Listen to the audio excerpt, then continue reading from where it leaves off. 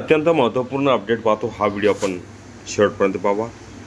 पवित्र पोर्टलद्वारे शिक्षक भरतीसाठी नवी कार्यपद्धती जाहीर, नियमभंगावर कडक कारवाईचा इशारा 1 एप्रिल 2026। आपण समोर परिपत्रक सुद्धा पाहणार आहोत। हा व्हिडिओ आपण शेवटपर्यंत पाहावा। नमस्कार मित्रांनो, चॅनलमध्ये आपले सहर्ष स्वागत आहे। तत्पूर्वी आपण नवीन असाल चॅनलला आता सबस्क्राईब करा, समोरील बेल आयकॉनला क्लिक करा। निश्चितच नवनवीन अपडेट अखिल तांबूळकर क्लासेस चॅनलमार्फत सतत आपल्याला पाहायला मिळतील। पाहूया सविस्तर। महाराष्ट्र शासनाच्या शालेय शिक्षण क्रीडा विभागाने राज्यातील शिक्षक भरती प्रक्रियेला अधिक पारदर्शक, कार्यक्षम आणि शिस्तबद्ध बनवण्यासाठी पवित्र पोर्टलमार्फत भरतीसाठी सविस्तर मानक कार्यपद्धती SOP जाहीर केली आहे। उच्च न्यायालयाच्या निर्देशानुसार हा महत्त्वपूर्ण शासन निर्णय जारी करण्यात आला असून पोर्टलविना झालेल्या भरतीवर कठोर भूमिका घेण्याचे संकेत देण्यात आले आहेत। पवित्र भरती कार्यपद्धती 30 मार्च उच्च न्यायालयाच्या आदेशानंतर शासनाची मोठी कारवाई। राज्यातील शिक्षक भरती केवळ गुणवत्ता आणि पारदर्शकतेच्या आधारे व्हावी यासाठी उच्च न्यायालयाने पूर्वीच स्पष्ट निर्देश दिले आहेत।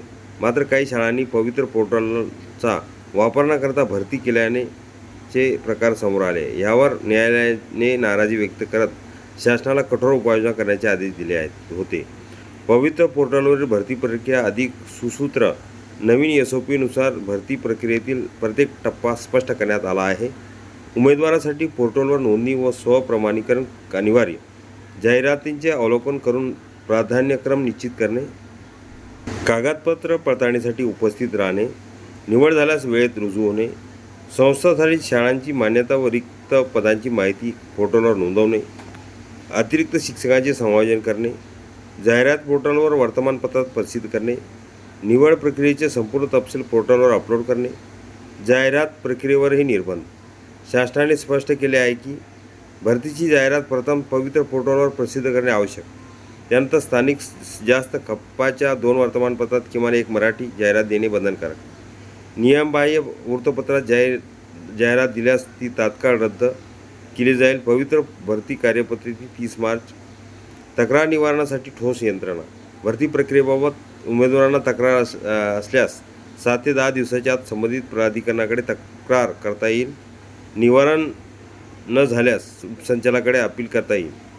अंतिम निर्णय उपसंचालकाचा राहील। विलंब करणाऱ्या अधिकाऱ्यावरही लक्ष। शासनाने अधिकाऱ्यांना स्पष्ट सूचना दिल्या आहेत की लॉगिन ID, मान्यता, जाहिरात मंजुरी यासारख्या प्रक्रिया वेळेत पूर्ण कराव्यात। विलंब झाल्यास संबंधित प्रकरण उच्च स्तरावर कळवण्यात येईल। महाराष्ट्र राज्य परीक्षा परिषदेमार्फत देखरेख वाढवण्यात येणार। पवित्र भरती कार्यपद्धती विनयभंग केल्यास कडक कारवाई। शासन निर्णयात स्पष्ट इशारा देण्यात आला आहे। पवित्र पोर्टलशिवाय भरती केल्यास मान्यता मिळणार नाही। संबंधित संस्थांवर नियमानुसार कारवाई होईल। निष्कर्ष, राज्यातील शिक्षक भरती प्रक्रियेत पारदर्शकता आणण्यासाठी शासनाने घेतलेला हा निर्णय अत्यंत महत्त्वाचा मानला जात आहे। पवित्र पोर्टलद्वारे संपूर्ण प्रक्रिया ऑनलाईन व नियंत्रित केल्यामुळे गैरप्रकारांना आळा बसण्याची अपेक्षा व्यक्त केली जात आहे। शिक्षण क्षेत्रात गुणवत्ता आणि न्याय संधी सुनिश्चित करण्यासाठी ही नवी कार्यपद्धती एक निर्णायक पाऊल ठरणार आहे। हा व्हिडिओ उपयोगी वाटल्यास लाईक, शेअर आणि अखिल तांबूळकर क्लासेस चॅनलला लगेच सबस्क्राईब करा। उच्च न्यायालयाच्या निर्णयानुसार पोर्टल भरतीबाबत महत्त्वपूर्ण शासन निर्णय।